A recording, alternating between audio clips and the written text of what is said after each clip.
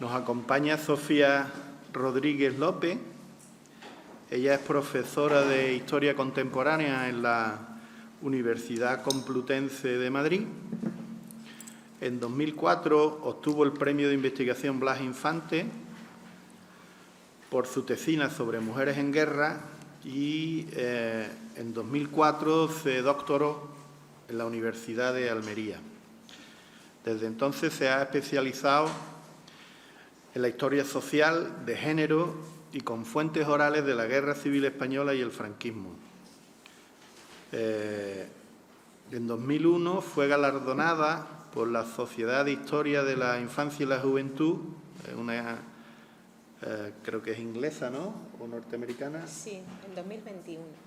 Sí, por el mejor artículo publicado en español. Ha realizado estancias de investigación en Madrid, en Salamanca, en Estados Unidos, en Canadá. Muchas de estas estancias vinculadas a docenas de proyectos de investigación nacionales e internacionales en los que ha colaborado junto a profesores como Adrián Schubert, Antonio Cazorla, Aurora Morcillo o Fernando Martínez, que creo que es el secretario de Estado, que también fue alcalde de Almería, ¿no? Participó en proyectos de memoria histórica como la elaboración del mapa de fosas de Andalucía, la actuación de los tribunales de responsabilidades políticas y también la realización de 5 documentales y un cortometraje. Es miembro numerario de la Academia Andaluza de la Historia o del Instituto de Estudios Almeriense y del Instituto de Historiografía Julio Caro Baroja. Tiene muchísimas publicaciones y el título de su conferencia de hoy yo me lo debería saber de memoria, pero os lo recuerdo: la sección femenina en el patio de la cárcel franquista. Sofía, muchas gracias porque has hecho un esfuerzo muy grande para estar hoy aquí y te lo agradecemos. Nada, gracias a todos ustedes por asistir a la Universidad de Cádiz y al Foro por la Memoria Democrática del Campo de Gibraltar. Y en su nombre a Juan Miguel León Moriche por la invitación a compartir esta mañana con todos vosotros y vosotras. Me hubiera gustado quedarme los 3 días del seminario, pero bueno, circunstancias personales me lo impiden y he venido esta mañana y me voy dentro de un par de horas, así que va a ser algo muy rápido y espero que bueno, el tiempo que compartamos pues, nos sirva para reflexionar sobre las mujeres en la guerra, en el franquismo, entre la represión y la resistencia, como es el título de este seminario tan interesante.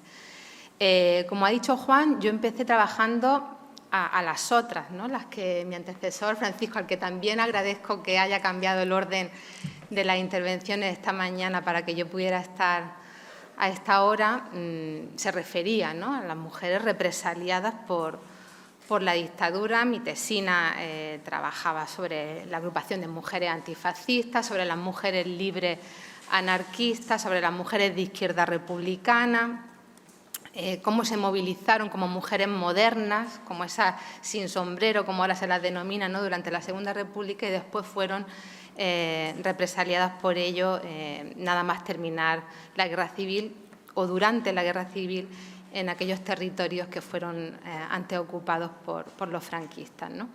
Sin embargo, después la tesis doctoral profundicé, digamos, en las otras, ¿no?, en las falangistas, en la sección femenina del Partido Único, que se crea en el bienio negro, en lo que se conoce como el segundo bienio republicano, en el año 34, y que va a pervivir más allá del final del franquismo.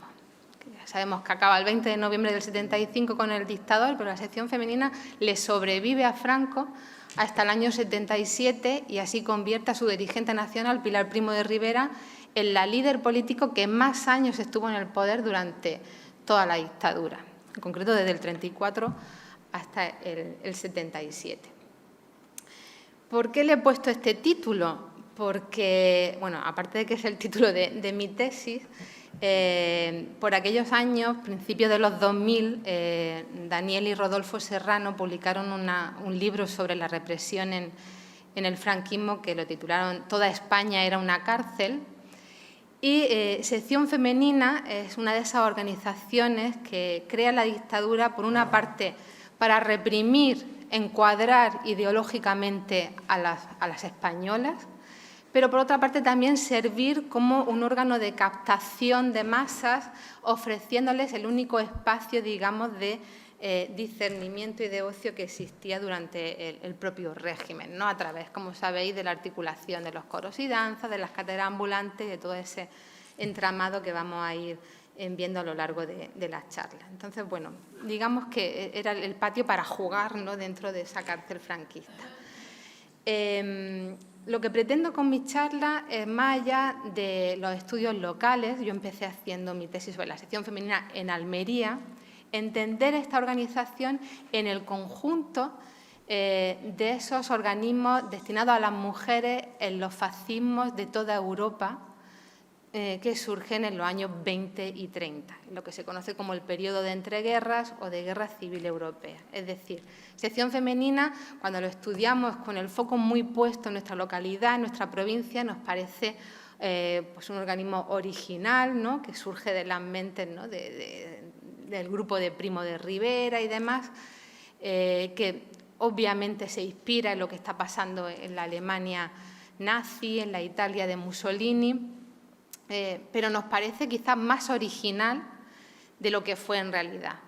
Cuando las comparamos precisamente con la Frauenschaft, con la Organización de Mujeres Adultas Alemanas, o la Bund Deutscher Mädel, la Organización Juvenil Alemana, o los Fasci Femminili en Italia, o las Mocedades Lusas portuguesas, o las Ustacha croatas, nos damos cuenta de que no es tan original, que todos esos organismos, los que terminan administrándose, pues beben, se inspiran, copian lo que ya se había experimentado previamente en los países donde se instalan estos partidos fascistas en los años 20 y 30. Entonces, en esas coordenadas comparadas, ¿no?, de lo que está pasando aquí y lo que ya se había experimentado en el resto de Europa, es los que quiero fijar mi intervención. Creo que es importante, siempre que nos introducimos en la investigación de un tema, saber que no vamos a descubrir ningún Mediterráneo y que ya hay mucho trabajado y mucho escrito.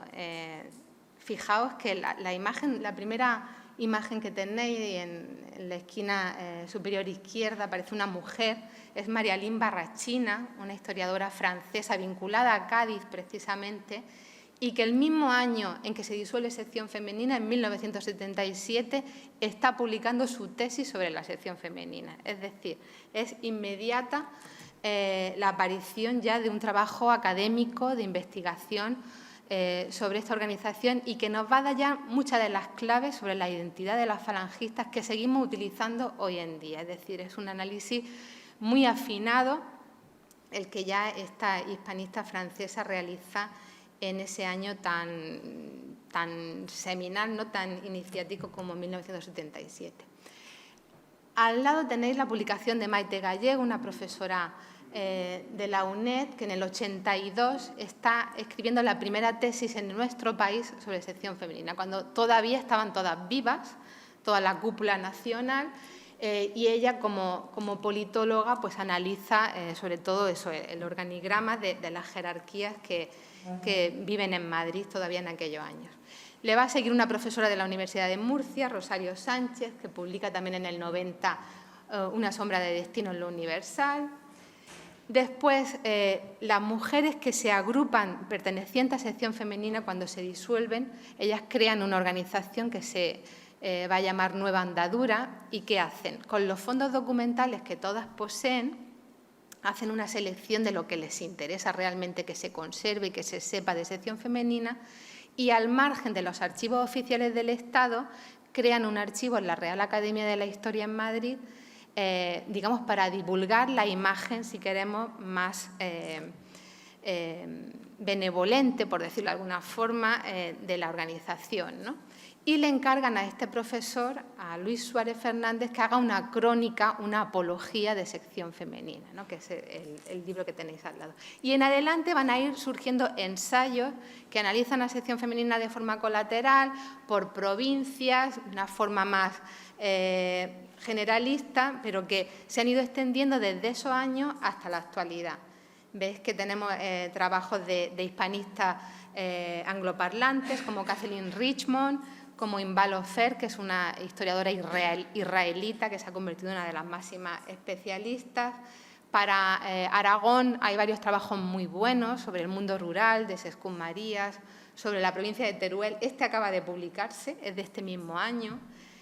Sobre el servicio social, más específicamente, otros sobre el auxilio social. Y en 2019 se publica este libro de Begoña Barrera, que es una historia emocional de sección femenina muy interesante, porque nos habla de sección femenina como un brazo político de la dictadura, pero que también se encarga de llevar a cabo una tutela emocional de las españolas, que es un enfoque muy novedoso respecto a lo que se había hecho hasta ahora. Esta es mi propia tesis, como veis, el patio de la cárcel. O sea, esto es simplemente para que veáis todo lo que se ha investigado y se ha escrito ya sobre sección femenina. Y lo que a mí me interesa es compararlas con todas estas, con las mujeres alemanas, que ya empiezan a ser investigadas en los años 80 por Gisela Bock, por Claudia Konz, por Jill Stephenson, con las mujeres italianas, investigadas sobre todo por Vittoria Di Grazia, con las portuguesas del Portugal de Salazar, que sabéis que es la dictadura más longeva, la dictadura ibérica por antonomasia, ¿no? Hasta la revolución de los claveles, investigadas por Irene Flunser, y también, por ejemplo, las mujeres del Partido Fascista Británico, en la cuna del parlamentarismo y del liberalismo europeo, que es Gran Bretaña, existieron numerosísimas seguidoras de Oswald Mosley, que era un fanático seguidor de Benito Mussolini, y que visten la camisa negra y desfilan con la Union Jack por Londres vestidas de fascistas en los años 30, ¿no? Algunas de ellas, curiosamente, habían sido sufragistas a principios del siglo XX, que después se sienten atraídas por lo que tiene de modernidad, de atracción a la juventud, sobre todo el fascismo, ¿no? Entonces veis que bueno, hay muchísimos trabajos a partir de los cuales pues, yo inicié esta investigación. ¿Cómo podemos llevar a cabo un trabajo sobre sección femenina a partir de todas estas herramientas, de estas fuentes secundarias con las que contamos?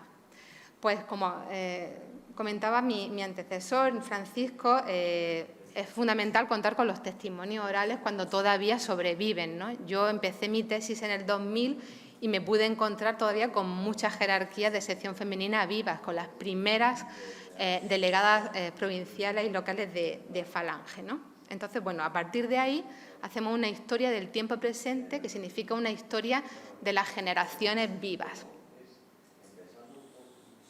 En fin, podemos hacer una historia más local, una historia más generalista, una historia social y política de la organización, una historia basada en las relaciones de género, en las relaciones de poder que existen entre hombres y mujeres durante la dictadura, partir del análisis del discurso, de los textos que publicaba la propia sección femenina para analizar las culturas políticas que se integran en el partido único, esa historia comparada a la que apelaba, comparando a las falangistas españolas con las fascistas europeas o iberoamericanas, que también hubo muchísimas en Argentina, en Brasil y en distintas dictaduras del Cono Sur.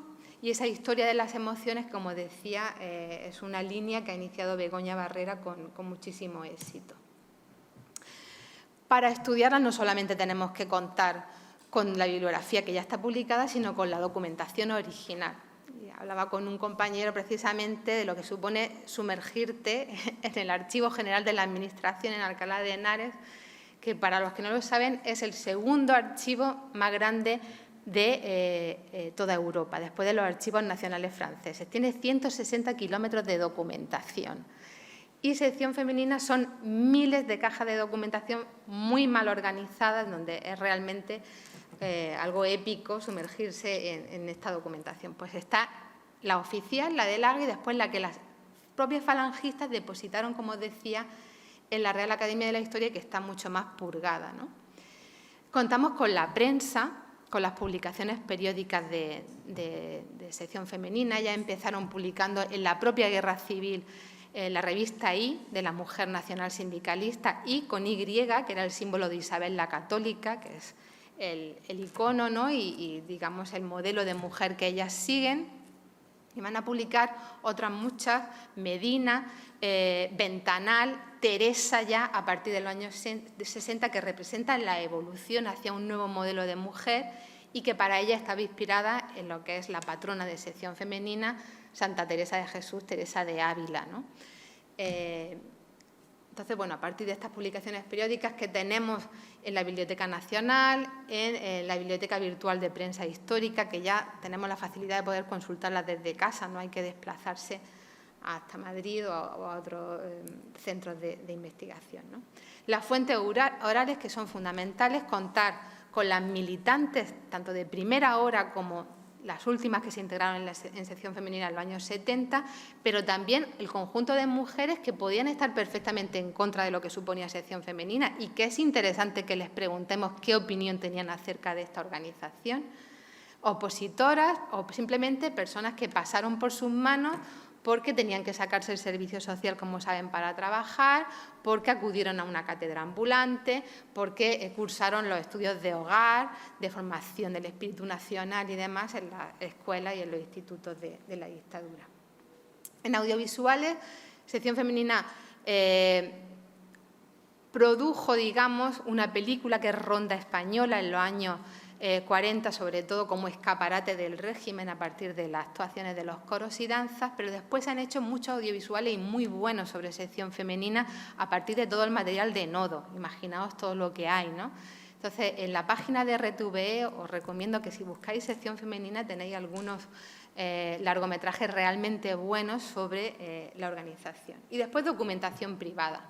Yo cada vez que iba a entrevistar a una de estas mujeres les pedía que me mostraran sus archivos particulares, sus álbumes de fotografías, las tarjetas, como veis aquí, que enviaban desde los albergues juveniles a los que acudían, las flechas de sección femenina, las cartillas de prestación del servicio social, y así nosotros también, a través de la digitalización de estos documentos, nos vamos haciendo con nuestro propio archivo que nos sirve para llevar a cabo nuestra investigación. Dicho esto, con todo este armazón de fuentes primarias y secundarias, es como nos iniciamos en la investigación de la organización.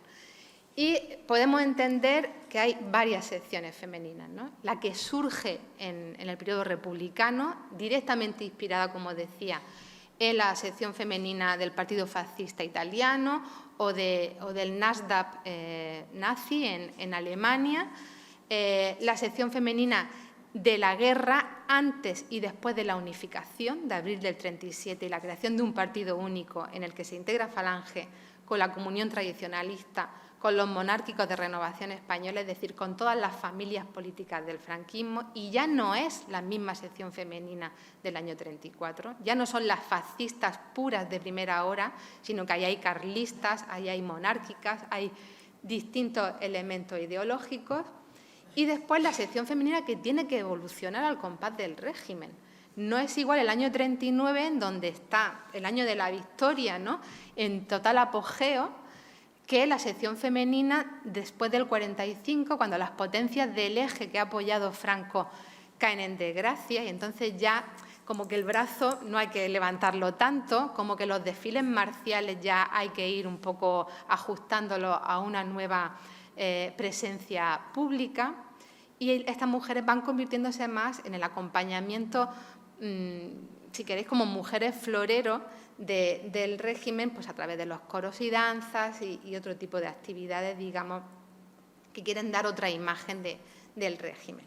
Y no es igual la sección femenina antes de 1956, cuando su líder nacional, el líder de la Falange, Arrese, es defenestrado, cae en desgracia, y Falange tiene que llevar a cabo un proceso de ayornamiento, de transformación interna similar al de la propia Iglesia Católica, que las últimas décadas, donde la Falange se desvanece. Puede seguir representando a nivel simbólico el partido único, el aparato represor, el matonismo dentro de la dictadura, pero estas mujeres ya tienen una presencia mucho más superficial y aparecen las críticas desde el mundo universitario, juvenil y demás a lo que representan dentro de la sociedad española. Entonces, es muy importante ver esa evolución a lo largo de 40 y tantos años. Hemos dicho que es la organización más longeva y, por lo tanto, no es lo mismo la sección femenina de primera hora que la del año 77, cuando se va a integrar en una organización por la familia que, para quien no lo sepa, dirigió Margallo, el que después ha sido ministro de Exteriores y ahora está en las tertulias televisivas, pues se hizo cargo de la organización que durante el gobierno de Suárez fue heredera de la sección femenina. Bueno, entonces, ¿cuáles son las primeras referencias que tenemos al fascismo femenino en nuestro país? Pues hay que buscarla a partir del año 33. Fijaos, el año 33 sí es importante, el año en que llega Hitler al poder en Alemania, el año en que se producen las primeras elecciones en las que las mujeres votan en nuestro país, el 19 de noviembre del 33, donde hay una efervescencia en la calle por movilizar el voto de las mujeres, cada uno atrayéndolo hacia sus posiciones políticas, la izquierda por una parte y la derecha más conservadora por otra. La movilización de las mujeres católicas y falangistas fue espectacular.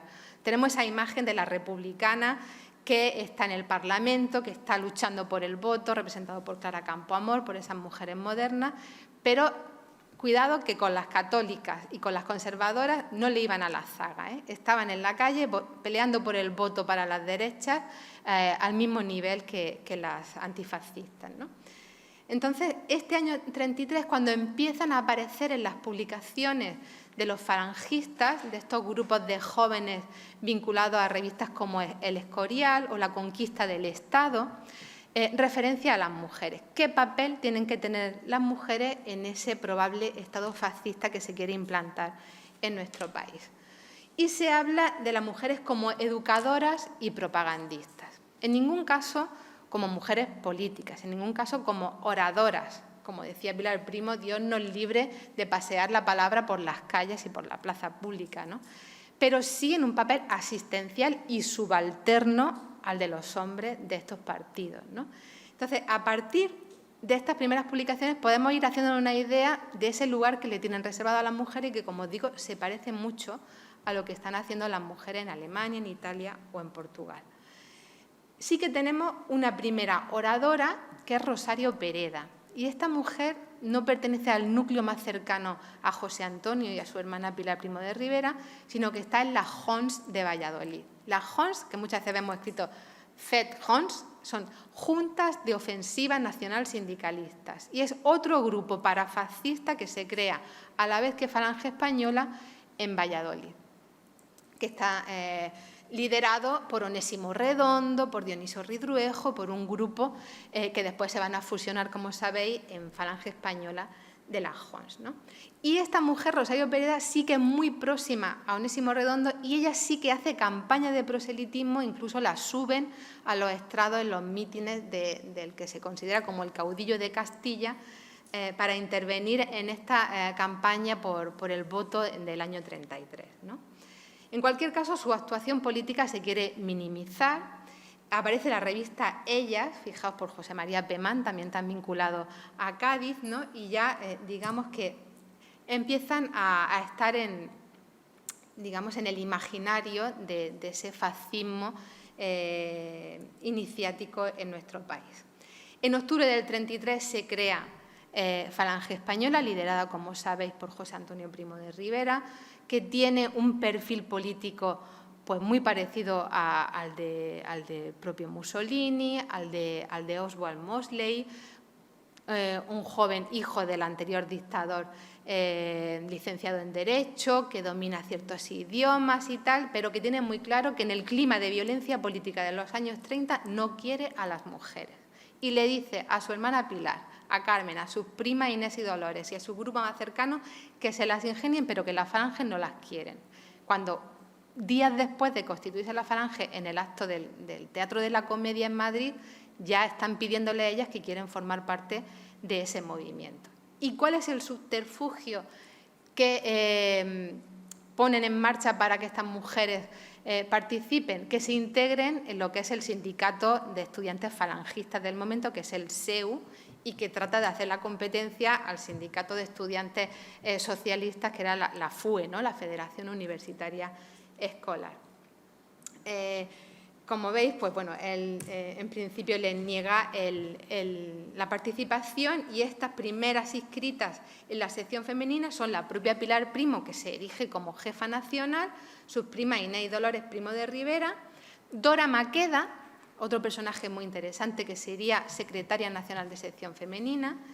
Esta no venía de Valladolid, no venía de la JONS como Rosario Pereda, sino que había pertenecido desde el año 32 al Partido Nacionalista Español del médico José María Albiñana, otro partido fascista. O sea, no solamente esta falange, vemos que hay distintos grupos parafascistas atraídos por ese clima del momento de esa Europa de entreguerras, ¿no?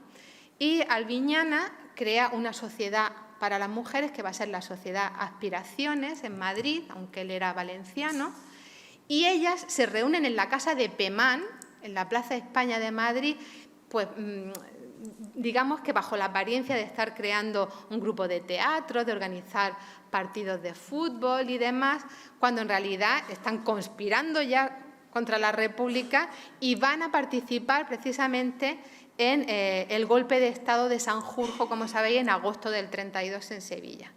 Y Dora Maqueda es una de las que provende armas a los que se levantan en Sevilla en agosto del 32. Es decir, esta mujer participa de ese clima de violencia política y va a terminar integrándose también en sección femenina. Otras eran Luisa María Aramburu y María Luisa Bonifaz, que son la jefa provincial y la secretaria de Madrid.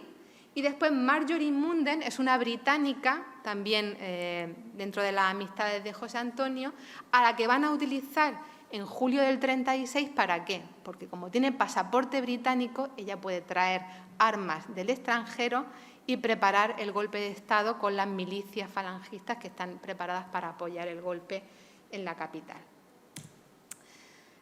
Se organizan primero como sección femenina del SEU en el verano del 34 y a partir de octubre, a partir de su primer Congreso Nacional, como una organización aparte, la sección femenina de Falange. Y fijaos, si antes os decía lo importante que es el año 33, ahora octubre del 34.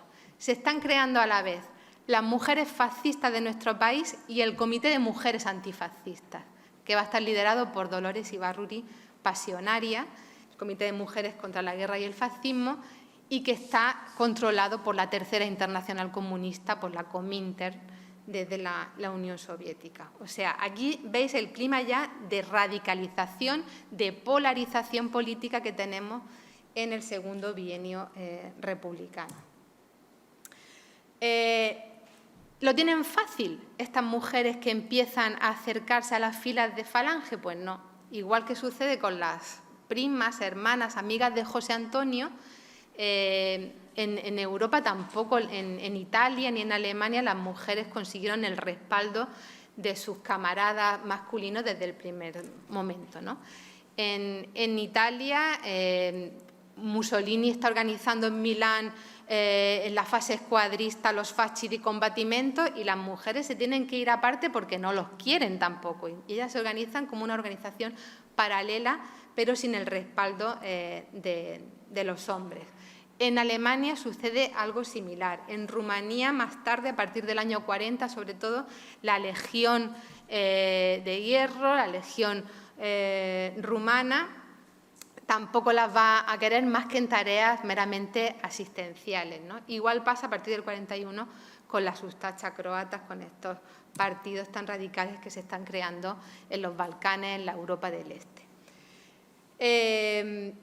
Van sobre todo a organizarse, como os digo, como organizaciones subalternas que proveen de financiación a los partidos, que venden sellos, venden jabón, venden productos deficitarios en aquel momento y sirven ¿para qué?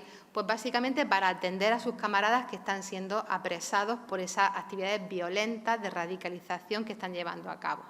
Después de octubre del 34, de la rebelión de Asturias, hay muchísimos falangistas que entran en la cárcel, y las mujeres son las que se encargan de hacerse pasar por sus novias y demás, ir a la cárcel a llevarles provisiones, a atender a su familia y demás, en ese papel asistencial y subalterno. Lo mismo sucede en Alemania, como os decía. En Alemania las mujeres, después del crash del 29, con altísimas tasas de paro que hay allí, pues se van a encargar de atender sobre todo a la población desempleada y demás, ¿no? Y en Gran Bretaña las seguidoras de Mosley, que os decía antes. En febrero del 34 es cuando se produce esta fusión de la falange madrileña con las Hons castellanas, ¿no? Y así pues se unen otro grupo de mujeres muy valiosas para la organización, como Justina Rodríguez de Biguri, Dolores Galvarriato, son las primeras universitarias de sección femenina, Mercedes Formica, también vinculada con Andalucía, estudiante de Derecho, Carolina Zamora, estudiante de Medicina, y después el grupo de las coruñesas. ¿Cuáles son las provincias fuertes en estos momentos? Pues tenemos Madrid, tenemos Valladolid, Salamanca, La Coruña, Vigo en Galicia, el núcleo, por supuesto, de Jerez, en Andalucía, muy importante, y sobre todo el de Madrid, donde va a estar la cúpula nacional, ¿no? Y esto lo voy a pasar muy rápido, no quiero que os apabulléis por ver mucha letra, pero es simplemente ver cuáles son los hitos, ¿no?, por los que va atravesando. Pues cuando José Antonio se dirige a ella hablándoles de la necesidad de que prediquen como si fuesen, digamos, predicadoras de la fe católica, ¿no?, lo que es el nuevo ideario de la falange, que se conviertan en un elemento ejemplar para la organización. En el primer Congreso Nacional, en el 34, apenas son 100 afiliadas, todavía son muy poquitas en esas provincias a las que me refería. Y después ya en diciembre de ese año, un mes después de constituirse, pues aparecen sus primeros estatutos, donde se empieza a vislumbrar cuál va a ser la actividad que van a llevar a cabo estas mujeres. Pues coser los emblemas, los símbolos tan importantes, ¿no?, para toda esa liturgia del fascismo, las camisas azules, igual que las camisas negras en Italia, los brazaletes que van a llevar durante toda la guerra para identificarse, banderas con el yugo y las flechas, sabéis que también recogidos de la España del barroco, de los reyes católicos. Van a organizar la propaganda, van a encargarse de realizar cuestaciones, como decía antes, para financiar la actividad clandestina, la compra de armas y demás por parte del partido. Y después sustituir a los compañeros cuando van siendo apresados, hasta el punto que sección femenina, en los momentos más críticos de la organización, como la propia primavera del 36, cuando es ilegalizada la falange después de las elecciones del Frente Popular, ellas son un poco las que mantienen al partido a flote cuando José Antonio lo conducen a la cárcel de Alicante, y como a él, por la mayor parte de los dirigentes, Julio Ruiz de Alda y otros, ¿no?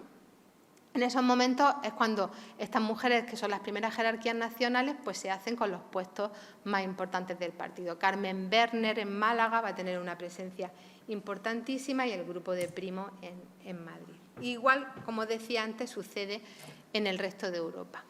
Parece que las actividades que les dan no son muy importantes, que cosan, que hagan propaganda y tal, pero al final el hecho de que estas mujeres se reúnan, que se socialicen en estos momentos críticos, ¿no?, que está viviendo nuestro país y el resto de Europa, pues hace que se vaya creando una conciencia política en todas ellas, y que en algunos casos pues se conviertan en oradoras importantes en sus respectivos países. Lo que hace entonces Pilar Primo de Rivera y Dora Maqueda es hacerse una campaña de proselitismo, un viaje en su coche particular de Pilar Primo en el año 35. Fijaos si es algo exótico para el momento, ¿no?, que una mujer coja su propio coche y se vaya por las provincias, pues un poco a contactar con esas élites, con esa casta que ellas saben que les simpatizante o proclive, ¿no? Y eso es lo que en toda Europa se conocieron como los viajes de agitación en esta fase escuadrista de los fascismos, ¿no? Hasta el punto que llegan a hacer, como veis ahí, 5.000 kilómetros recorriéndose toda España en esta campaña de proselitismo y siguiendo, digamos, lo que eran las consignas que José Antonio le había dado en el famoso discurso de Don Benito en Badajoz de ese año, ¿no? Empiezan a conseguir armas, como os decía antes, que parece que sección femenina se dedica solo a los adornos florales, pero sección femenina, cuando había un mitin de la Falange en el año 35, mete porras y pistolas en los mítines, y después sabéis, ¿no?, en esta fase de pistolerismo, los matones de Falange, lo proclives que eran a las peleas callejeras, y ellas pues escondían las armas en carritos de bebé, en abrigos, en las famosas katiuskas, que eran las botas altas que se llevaban en esos años, y están, digamos, pues presentes en todo lo que son esos eventos, ¿no?, de las campañas de propaganda de los años 30. Rosa Bríos, por ejemplo, que es una falangista de Teruel, pues tuvo la I de oro porque después se la nombró mártir de sección femenina al morir durante la guerra en acto de campaña, pues es la que introdujo las armas cuando José Antonio fue a Teruel a dar su discurso de propaganda, ¿no? Y esta es la actividad que llevan a cabo hasta la fecha inmediata al golpe de Estado, el 18 de julio del 36, ¿no? Ya en esa fecha, en el verano caliente, coincidiendo con el inicio de la guerra civil, pues Pilar Primo lo que hace es organizar a sus mujeres, a estos centenares, todavía muy pocas, de militantes de primera hora, lo que se va a conocer como las camisas viejas, para desarrollar las tareas asistenciales más importantes, ¿no? Los lavaderos del frente, los comedores, las instituciones asilares, los hospitales de sangre y demás, para atender a sus caídos de primera hora. Y después es muy interesante ver la lucha que se lleva a cabo en la retaguardia por tener el poder entre estas mujeres, ¿no? Hemos dicho que se va a producir la unificación del Partido Único en abril del 37, de forma que van a tener que unirse, aunque hubiese una competencia enorme entre ellas, a las carlistas navarras, ¿no?, las mujeres tradicionalistas lideradas por Rosa Urraca Pastor, con las jonsistas vallisoletanas, con las falangistas y demás. Y esto provoca, ya os digo, una lucha muy importante entre estas mujeres, que finalmente pues, va a conseguir que Pilar Primo se erija en la líder nacional con el apoyo de Franco.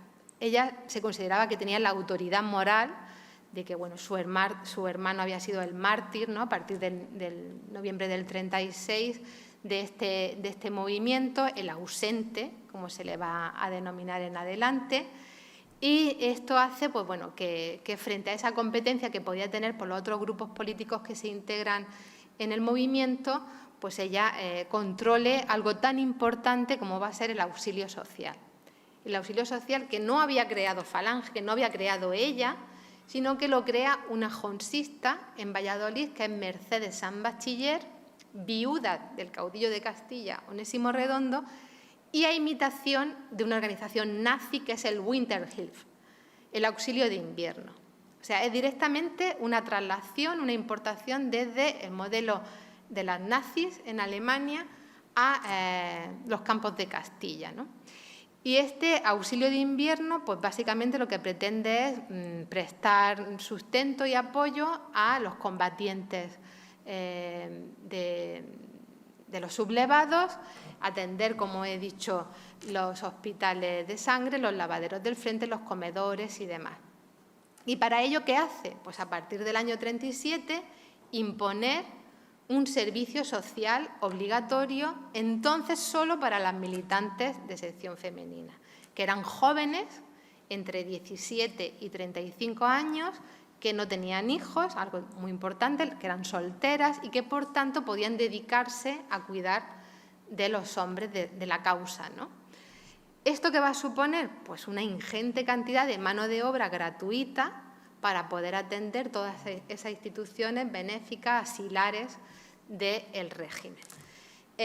Claro, la lucha por el control del servicio social es lo que justifica ese conflicto tan importante entre Mercedes San Bachiller, Pilar Primo y la carlista Rosa Urraca Pastor, que también tenía su propia organización, que eran los frentes y hospitales de las margaritas tradicionalistas. Y todo esto se va a fusionar con sección femenina en esos momentos. Es lo mismo que sucede en Salamanca, cuando se supone que el sucesor natural de José Antonio, que era Manuel Hedilla, pues va a caer en desgracia, y en el famoso balcón de Salamanca Franco hace así: tú te quitas y ahora yo me consagro como no solamente generalísimo de los ejércitos, sino como jefe nacional del Partido Único, ¿no? Y de esa forma pues se termina de consolidar ese engendro que es el Partido Único de la dictadura, conocido como Movimiento Nacional o Falange Española Tradicionalista, se le une la T del final y de la Jons. Y fijaos en la iconografía, ¿no? La movilización, que en estos momentos, esto es el año 42, cuando ellas consiguen una sede nacional que se convierten en sus cuarteles generales, que es el Castillo de la Mota, en Medina del Campo, en Valladolid. Y lo que hace Franco es restaurar ese castillo muy austero, muy sobrio, muy castellano, y dárselos para que allí formen a sus jerarquías nacionales. Y cuando ya está restaurado, se produce la inauguración de la Mota con todo este despliegue, como veis, de banderines y de iconografía, que esto es igual que los desfiles en Nuremberg del Nasdaq, ¿no?, durante el Tercer Reich. Aquí está todavía, digamos, en la fase álgida durante la Segunda Guerra Mundial, cuando parece que Hitler es imbatible en toda Europa y ellas sacan pecho y exhiben esos símbolos que las acercan tanto a esa Alemania nazi, ¿no? Bueno, aquí explico esto del auxilio social, que es tan importante, la caída en desgracia de Hedilla y la implantación del servicio social por auxilio social, que a partir del año 39 ya va a ser obligatorio para todas las mujeres. Ya no es un servicio social que tienen que prestar las falangistas, sino que todas las españolas que quieran tener un título académico, un trabajo remunerado, un carnet de conducir, un permiso de armas, un pasaporte, algo que exija, digamos, una licencia de la Administración del Estado, tienen que pasar por las horcas claudinas del servicio social. ¿Y qué era esto? Pues un servicio de 6 meses, obligatorio para esas jóvenes de 17-35 solteras, en donde tenían 3 meses de formación dentro de lo que son los principios ideológicos del régimen y 3 meses de prestación social, pues en eso, en un hogar de auxilio social, en comedores, en colegios y demás.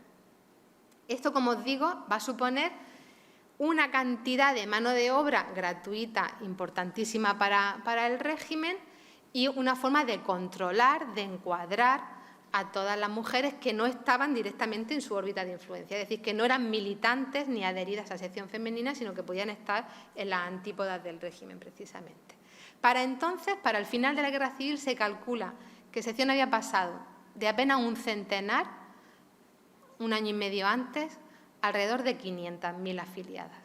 Y es ese efecto de aluvión que se produce en los partidos políticos más radicalizados durante la Guerra Civil. Igual que el Partido Comunista era todavía muy pequeño al comienzo de la guerra, infla sus filas muchísimo durante el conflicto, pues igual va a pasar con la Falange, ¿no? Hasta el punto que, según las cifras que ellas nos dan, eso es otra, llegarían casi a los 600.000 militantes al final de la guerra, ¿no? No solamente se inflan sus bases, sino que ya tienen una estructura organizativa mucho más sólida. Se organizan en regidurías, en departamentos, pues encargadas de distintos servicios, ¿no? Sanidad, cultura y formación para esos primeros cuadros de mandos que tienen, administración, personal, exterior, muy importante la proyección de sección femenina hacia Iberoamérica, hacia los países del eje, Italia, Alemania, hacen viajes de intercambio para inspirarse en lo que están organizando estas mujeres en Berlín, en Viena, en Roma. Prensa y propaganda, que va a estar controlada por Clara Stauffer. No sé si habéis visto Los pacientes del doctor García o habéis leído la novela de Almudena Grandes. Pues bien, la Clarita Stauffer es un personaje histórico real muy bien retratado por Almudena Grandes y que va a controlar tanto la Regiduría de Prensa y Propaganda, de la que es secretaria nacional, como también en su estancia en Salamanca el auxilio social, ¿no? O sea, ya tienen una estructura que proyectar hacia el exterior. Antes de trasladarse a la Mota, tienen también sus bases. Sociológicamente, ¿quiénes son estas mujeres? pues las élites nacionales, las jerarquías nacionales son mujeres de la élite.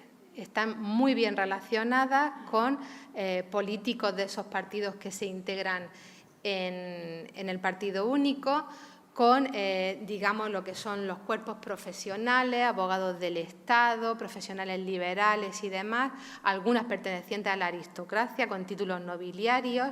Y esta es la primera generación de sección femenina. Conforme va avanzando el régimen, esos distintos hitos, esas etapas de las que os hablaba al principio, van a ir, digamos, nutriéndose de otro tipo de colectivo perteneciente a capas mucho más populares, ¿no? Estas primeras que, como ellas decían, no necesitaban trabajar para sobrevivir y así podían permitirse llevar a cabo esta actividad altruista que ellas ponen en marcha, ¿no?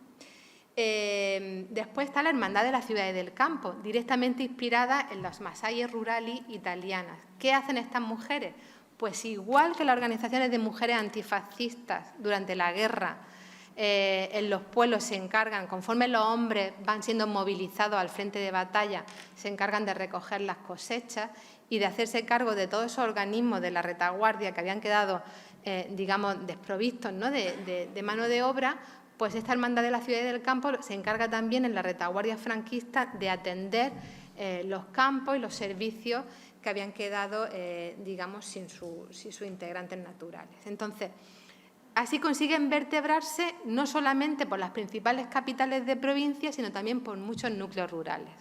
Otra cosa es lo que las investigadoras que hemos hecho estudios locales de sección femenina y que hemos ido haciendo catas por distintas provincias hemos advertido. Y es que básicamente sección femenina va a tener presencia sobre todo en núcleos urbanos, mucho más que en los pueblos.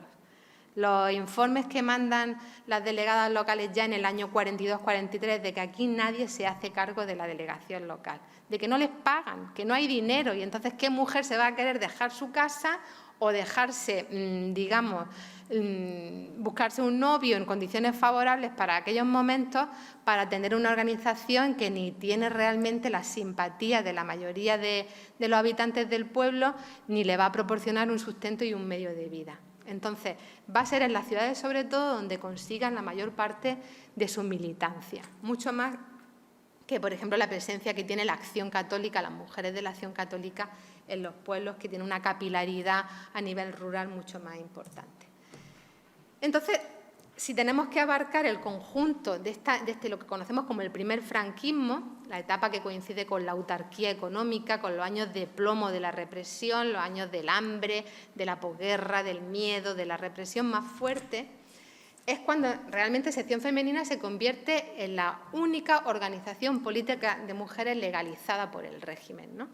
Para estudiar a esas mujeres de las que nos hablaba Francisco, ¿no?, pues nos vamos a los registros de asociaciones del Gobierno civil de los años 30 y vemos, pues eso, que hay mujeres por parte de todos los partidos políticos del momento tenían su secretariado femenino. Pues bien, esos secretariados femeninos se van a disolver y solamente tenemos a sección femenina. Quien quería tener algún tipo de actividad pública de carácter político tenía que integrarse en esta organización. ¿Qué significa esto? Ser las únicas, tener la exclusividad, el monopolio. Pues por una parte sustituir la actividad política que habían tenido esas mujeres, esas modernas, esas sin sombrero de los años 30 simplemente por un rol asistencial, que es el que históricamente el tradicionalismo le ha otorgado a las mujeres, el de Juan Luis Vives y Fray Luis de León, el de la perfecta casada, el del ángel del hogar, como la denominada Virginia Woolf, una mujer que está educada para ser una madre de familia numerosa y una esposa solícita, ¿no? Y después, si acaso, en sus horas libres, puede dedicarse a actividades benéficas, asistenciales. Por otra parte, esto supone neutralizar cualquier tipo de disidencia política. La sección femenina tiene la capacidad de controlar a las mujeres básicamente a partir de su presencia en la educación obligatoria, tanto educación primaria como bachillerato y magisterio, que controlan totalmente, como a través del servicio social. Y después también tiene una presencia muy importante para sindicar a las mujeres dentro de los sindicatos verticales de la OSE y que todos pasaran por ese filtro que lo que hace es controlar cualquier tipo de reunión ilegal en el momento y de actividad de oposición y de contestación al régimen, ¿no? La dictadura franquista ¿Quiso en algún momento movilizar a las mujeres como había hecho el NASDAP en Alemania o los Fasci Femminili en la Italia de Mussolini? Pues yo todavía me lo pregunto. Franco decía, hagan como yo, no se metan en política. O sea, ¿realmente le interesaba tener a las mujeres espadas en alto en la calle?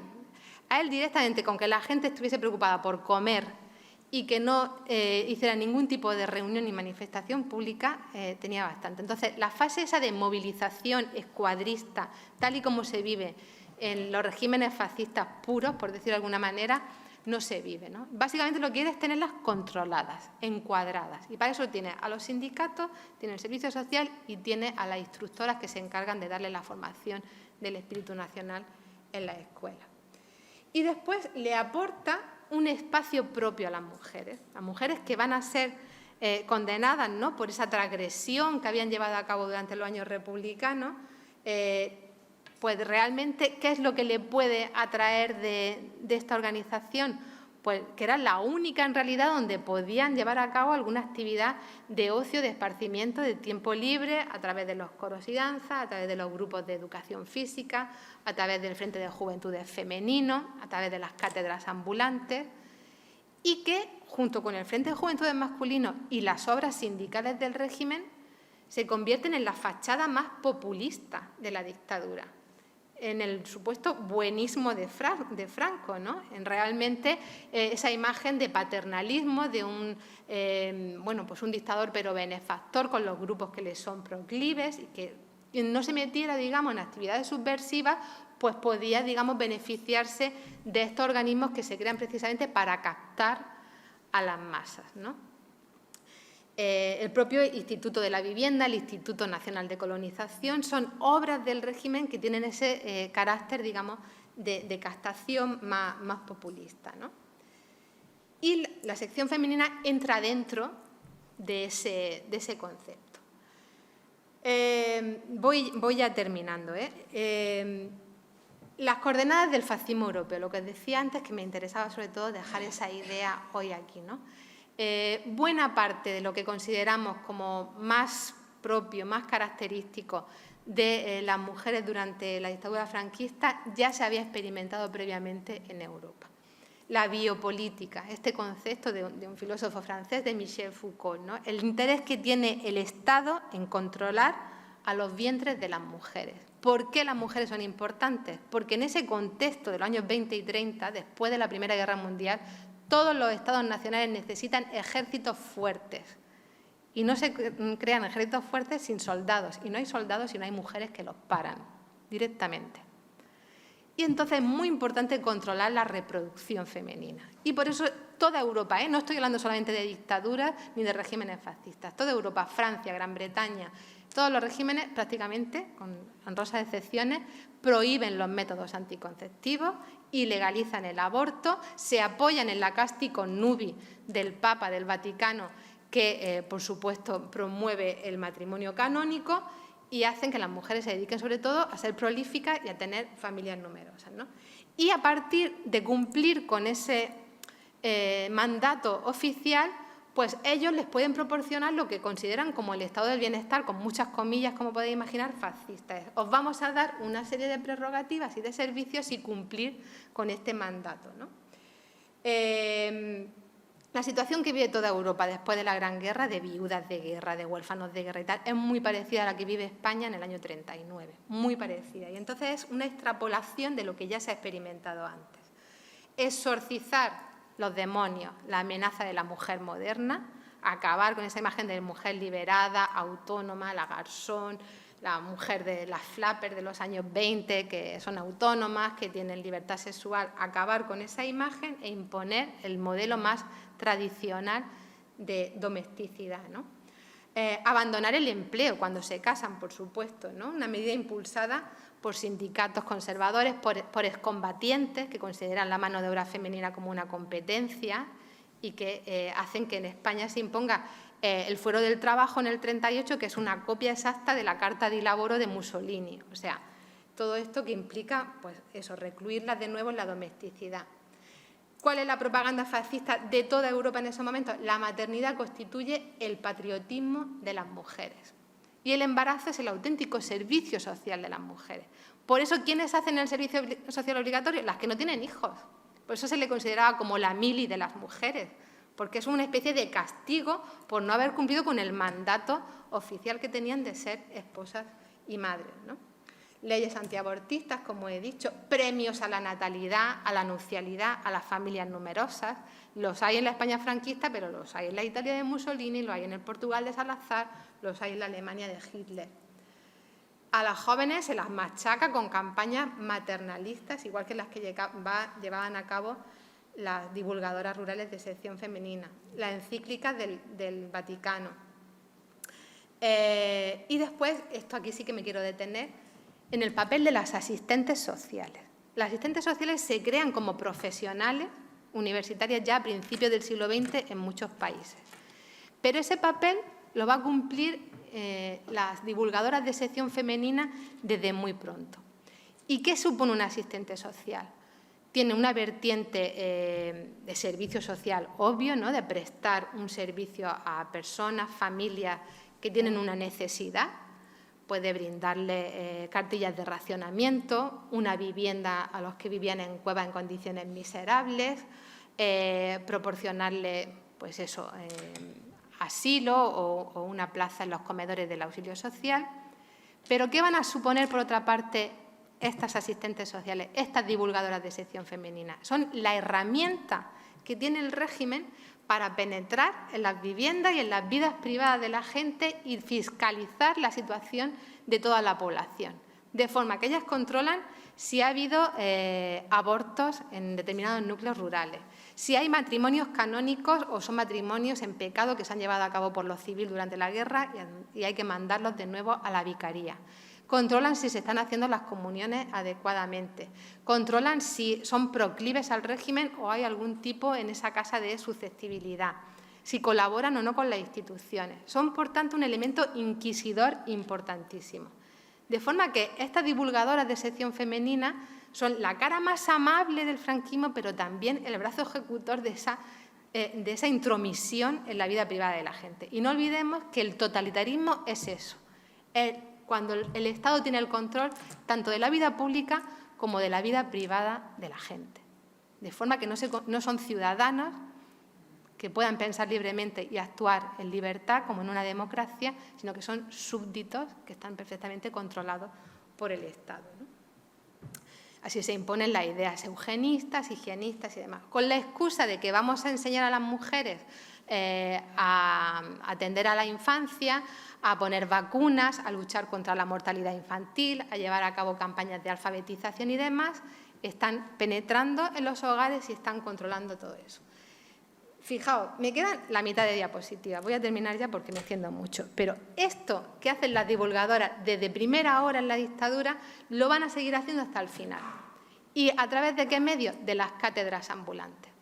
Cuando a partir del año 56 empiezan las primeras movidas en la universidad, empiezan los estudiantes a decir que quieren sindicatos libres, que no quieren seguir perteneciendo al SEU, sino que quieren sindicatos demócratas de estudiantes.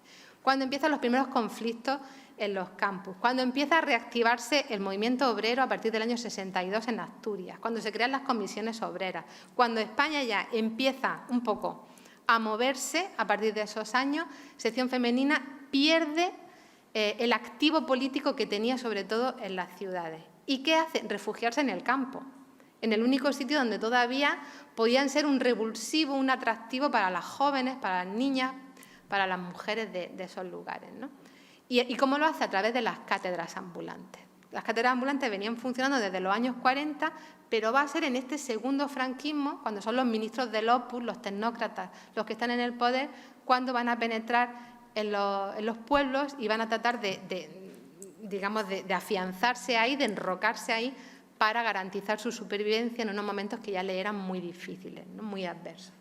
Entonces, simplemente porque veáis algunas imágenes, ya prácticamente terminado, no voy a incidir más.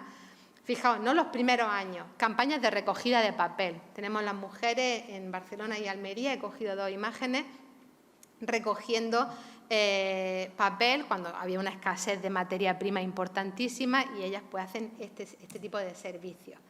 las clases de puericultura, de planchado y demás que llevan a cabo en las escuelas de hogar de sección femenina que estaban integradas dentro de los institutos de bachillerato y de las casas de flechas de sección femenina. Las flechas son las juventudes, ¿vale? Igual que sucede en la Italia fascista, en Alemania y demás, las militantes las socializan desde la más tierna infancia y a cada periodo de edad le corresponde un nombre. Aquí eran margaritas, luceros, flechas y flechas azules. A los 17 años pasaban a la sección de adultas. Pues bueno, ahí las clases que se les daban, ¿no?